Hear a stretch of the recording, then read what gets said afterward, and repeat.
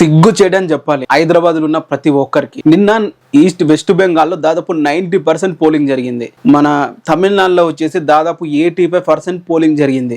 ఇంత percent polling అనేది నమోదవుతున్నాయి వేరే రాష్ట్రాల్లో. అండ్ అలాగే చెన్నైలో వచ్చేసి దాదాపు 80% వరకు పోలింగ్ అనేది నమోదైందంట. అదే మన హైదరాబాద్ లో చూసుకుంటే ఉన్న జనాభాకి అక్కడ ఓటింగ్ పోల్ అవుతున్న ఓటింగ్ అసలు సంబంధమే ఉండదు. మొన్న ఎలక్షన్ లో చూసుకుంటే దాదాపు 65% ఓటింగ్ అనేది పోలింగ్ అయింది. ఇది మన తెలంగాణ మన హైదరాబాద్ లో జరిగింది. జనాలు ఇక్కడ ఉన్న వాళ్ళు ఓటు వేయడానికి చాలా అసలు ఒప్పుకోరు, అసలు వెళ్ళని కూడా వెళ్ళరనే చెప్పాలి.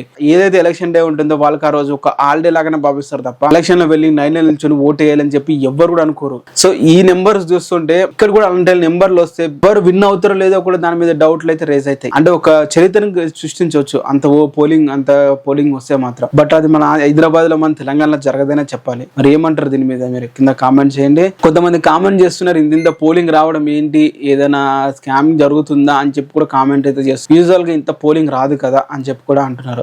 మరి చూద్దాం మే 19 దీని మీద క్లారిటీ అయితే వస్తుంది.